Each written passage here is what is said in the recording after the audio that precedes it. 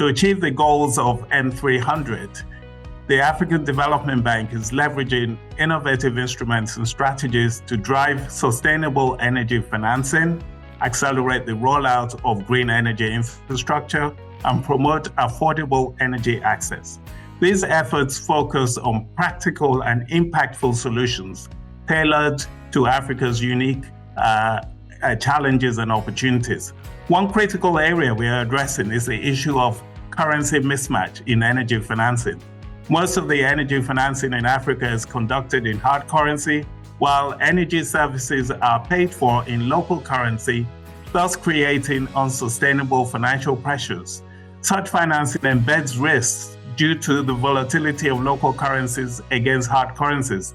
This mismatch creates a financial burden for low-income energy users and exposes governments to increased financial strain and debt sustainability risks. To tackle this issue, we are working with partners to introduce a new guarantee facility to support lending to distributed renewable energy projects.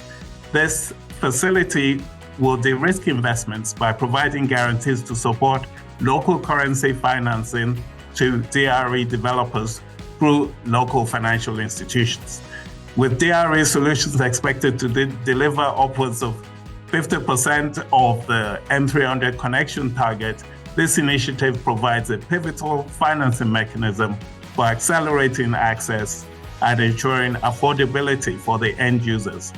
We committed that we would connect by 2030 300 million people to electricity access, either through off-grid solutions or on-grid solutions. We think it'll be roughly half on-grid and half off-grid solutions. So half the people served by solar home systems or mini-grids, typically supplied by wind and solar, mostly solar, and the other half by grid extensions and grid densifications. And even though we recognize that the poster child or the most visible part of Mission 300 is this ambition to connect 300 million people, the objective is really bigger than that. It's not just last mile connectivity, it's also making sure that electricity systems in Africa have the power to supply all those new end users. Now, the premise of M300 is that it takes a partnership between three partners to make this work. The first set of partners are the global development community. It's the World Bank, it's African Development Bank, it's philanthropies like Rockefeller and GIAP, but it's also many other development partners, multilateral development banks, bilateral development partners, all stepping up and saying, we're going to do more. In the World Bank, we've committed to increase our financing for electricity in Africa from an average of 3 billion a year to 5 billion a year, every year for the next 6 years. The second partner that you absolutely need in this is governments. You need African governments to say this is not just about money. If you're going to reform African energy sectors, you have to make deep and sometimes politically difficult sector and utility reforms. And the third partner is the private sector. You need a private sector that takes another look, both the local, domestic, regional private sector and the international private sector, looking at these reforms made by countries, looking at the increased support by developing partners and saying, we're in, we want to be part of this, we want to accelerate this move to electrify 300 million people. Allow me to very briefly highlight some of the features of the 2 days agenda. The first day will kick off with 3 high-level panel sessions that provide an overview around how Mission 300 will drive the energy access agenda in Africa. It will discuss with ministers of finance and energy some of the critical reforms that are required to enable more private sector investments. And it will also bring together key development partners, donors, and philanthropy around how they can support this big Mission 300 objective going forward. In the afternoon of the first day, we will have particularly important as track around 13 energy compacts that have been developed by an initial cohort of 13 African countries that outline their reform commitments for the energy sector in order to achieve the objectives of Mission 300. Those are holistic, nationally owned plans, as Franz highlighted, looking at power sector generation, least cost power sector generation, looking at the importance of regional power sector integration, and looking at the critically important agenda of driving last mile energy access, both to electricity and to clean cooking, looking at how more private sector financing can be mobilized, including through public-private partnerships, and also to address the critical situation of some of the national energy power sector utilities on the African continent. There will be then an endorsement of the Africa Energy Summit declaration by heads of state, and the various heads of state in attendance will also highlight their commitments, what their countries are doing and planning to do going forward on this agenda. And I think we're looking at probably 4 key sort of outcomes from the Africa Energy Summit. The first one clearly is the endorsement by the heads of state of the Africa Energy Declaration, demonstrating the reform commitment of African countries and sort of the prioritization of the energy agenda, given the critical importance that energy has for economic development at large. The second is to showcase sort of these initial 13 compact countries and the complex the work that has been done over recent months in those countries, and demonstrate the support for the implementation of those compacts. The third one is really the demonstration of the broad coalition of partners, and we will expect also announcements of support from various partners around co-financing of M300 projects, the provision of concessional finance, technical assistance, and other types of support. And finally, and last but not least, again, it's this demonstration of the critical importance of the private sector. I think sort of really sending the message also from Dar es Salam that Africa's energy sector is open for business. So we estimate that by 2030, half of the new connections under M300 will be delivered by grid extension, and the remaining half will be delivered through off-grid technologies, primarily through private sector-led distributed renewable energy projects. We estimate that about $40 billion of investment is needed for World Bank-led access programs to meet the M300 targets by 2030, of which private sector contribution is expected to be at least $10 billion. But as Frans was mentioning, this is only part of the story. If we also consider the investments that are needed to scale up the renewable energy generation, build transmission lines, build distribution grids, even the conservative estimates require at least $40 billion additional capital that may be needed from private sector sources. So as Daniel was touching upon earlier, indeed, mobilizing private sector investment at scale is really at the heart of Mission 3. We need to attract existing private investors to scale up their investments in Africa, and we need to pull in new private investors to start to invest on the continent. So how do we achieve this increased scale of investments? There are certain requirements that private sector investors want to see. First, the private investors need to see that the governments are carrying out the reforms that enable private investments to go forward. They're making their electricity sectors financially sustainable. They're creating the regulations so that private investments in generation, distribution, or transmission space, the private investments become easier and a lot less riskier.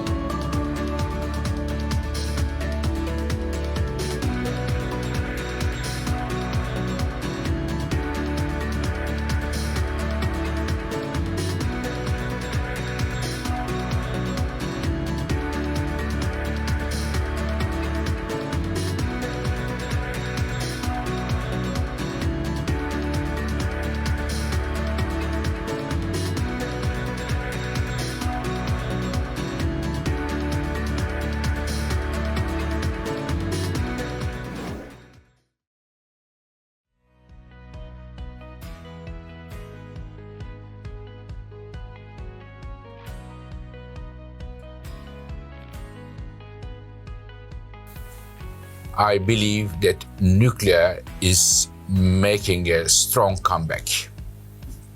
We see multiple signs of a new era emerging for nuclear power across the world. It is the reason we made this report, and we look at the outlook for nuclear power and what are the challenges to see the new era for the nuclear energy in the countries around the world. So what are those multiple signs that we believe that we may be entering a new era for nuclear power? I would like to give you a few of them. Number one,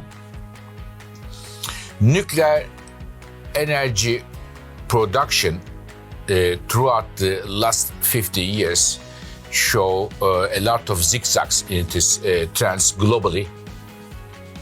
But we expect this year, 2025, nuclear electricity production will be the historical high, the highest ever, driven by the new power plants come online in China, in Korea, other countries, and also restart of some of the nuclear power plants in Japan, in France, and others.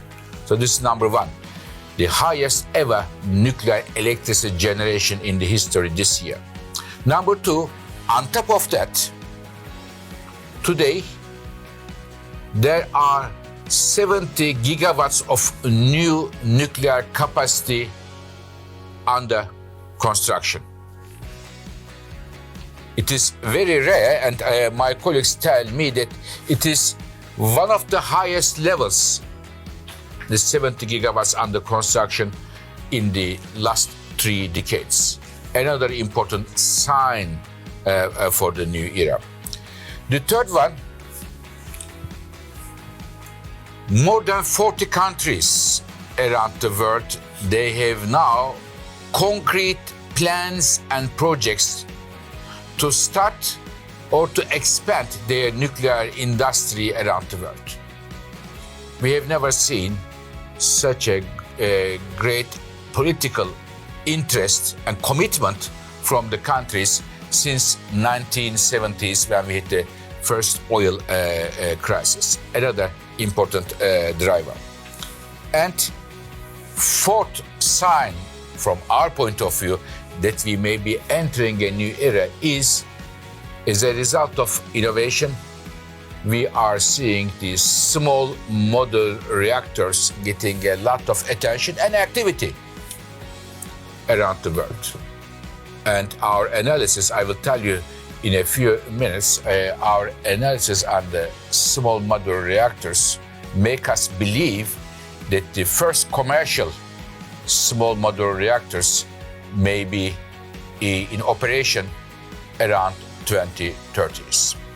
So these 4 major blocks, developments around the world, make us believe that we may be entering a new era for nuclear power. And of course, when we look at also the demand side, the world will need a lot of electricity. Electricity demand is growing very strong and will be even growing stronger, mainly driven by the industry sector, air conditioners, electric cars, data centers. So we need to generate electricity to meet that growth in the electricity demand. The lion's share of the future electricity mix growth will come from renewables, solar, wind, hydropower, geothermal, and the others, but we believe nuclear can make an important contribution here.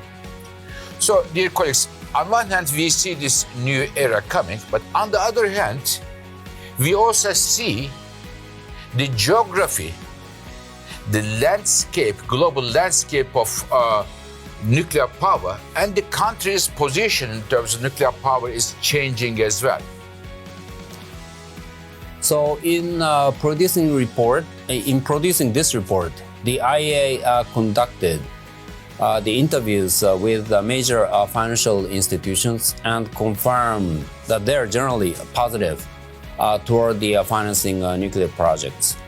In their replies, the financial institutions highlighted the government support as a crucial factor in their financing nuclear projects. And as we showed in the final slides of the presentation, the government's long-term commitments, policy supports, streamlining regulatory process without compromising safety levels, and the introduction of de-risking mechanisms would be crucial. When we recall back in 1980s and 1990s, electricity markets were regulated with vertically integrated kind of structures. So this gave kind of a stronger confidence to utilities and investors in terms of the kind of a long-term offtake of the electricity generated from the nuclear power plants. And this no longer exists in the current market systems with mostly unbundled and competitive nature. So governments must introduce stronger mechanisms for de-risking to enable the private investment in this sector.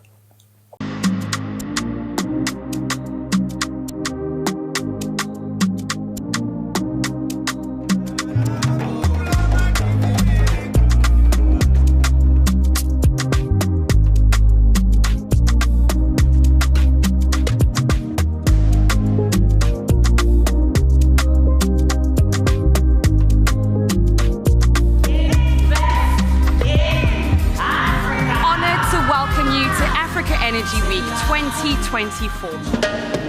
I want to welcome everybody to this city, Cape Town, to Africa. Many call it Africa. We call it home. Welcome home.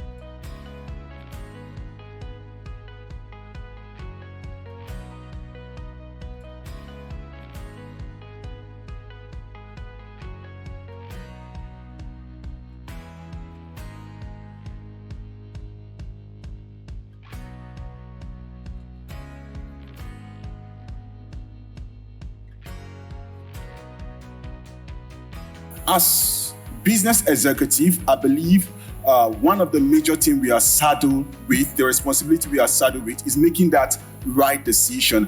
And in doing that, making that decision, there will be no need for emotion. There will be need for you to gather relevant data, know what different people are what different people are making available in the market, compare details about what they are making available to you before you make the informed decision about the PV to actually go with. For example, I have this friend. He needed to go into solar business and he reached out to an inverter OEM and he spoke to them. He wanted to invest in something really reasonable. And this inverter OEM had a partner here in Nigeria, distributor. When he reached out to this OEM, he discussed with them, told them what he wanted to invest, and they were able to give him a very wonderful deal, far better than the partner they were having already in Nigeria. So when this partner got in, it caused a lot of issues. But the good thing that I just want to bring out was that after reaching out to this OEM, they gave him a very wonderful deal. So this is my point. If you're already in partnership with an existing OEM, I think there is need for you to look at what other OEM can actually offer. I've seen situations where companies are married to a particular OEM and they build sentiment around working with that OEM. But you're not knowing that by just working with that OEM, making the decision of just sticking with them, your company might actually be losing out from other benefits you could have gotten from other OEMs. So there's actually need for you not to focus on one particular OEM, but look at what others can actually offer you. So decision should be informed through research, and you must have a good understanding of the market before going into decision of choosing a particular PV OEM. So let's do some definitions. So like I said, monitoring, reporting, and verification is what it stands for. But it's typically used by solar finance companies to measure the environmental sustainability of a project. But what I want to argue is it really does extend further than that. So on the monitoring side, you're talking about the measurement of a valuable energy data within an energy or solar system. The reporting side is the facilitating of the accurate and distillation of that data to be understood by stakeholders, but also the users of the data. And then finally, a very necessary and important step is the verification. So this is ensuring that the data is accurate and it is compliant with reporting standards and requirements. All three are very important used together to really give funders the confidence in their operations to ensure both the environmental and economic impact is reached. And this extends also to the solar companies. So the MRV is commonly used by the solar companies, like solar finance companies, like I said. But really an effective tool is talking about the solar business is really at the heart of that. But it also extends to the end users. And I would argue actually that the end users often get overlooked in the whole process. But then if we look at what their challenges that they face are, solar businesses and companies really have a lack of real-time data and visibility to what's going on across their portfolio.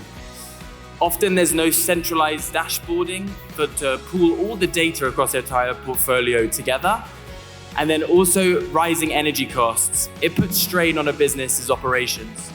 But it is quite saddening and pathetic that of these 733 million people, right, 620 of them are actually living in sub-Saharan Africa, right? And it's even more unfortunate that 80 million of these people are Nigerians.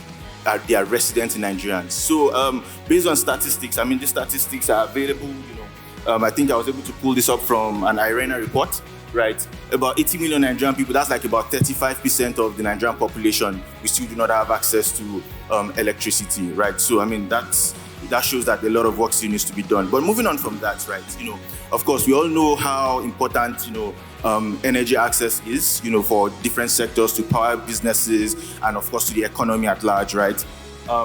We can see that because in some areas, there's no access to power, there's no access to electricity. A lot of Nigerians have resorted to buying fossil fuel generators, right? I mean, statistics show that we have like about 4.5 million generators in Nigeria alone.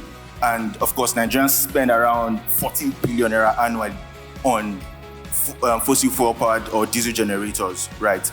Of course, this definitely has an impact on our GDP. I mean, there's like a 6% loss, there, right? And we don't expect the government to really fold their hands on this, right? We've seen that, they've made a lot of, there's a mandate, the government they have a mandate to achieve universal electrification by 2030, right? I mean, this is already 2025. I don't know how that conversation is going right now, and I don't know if it's still a conversation really.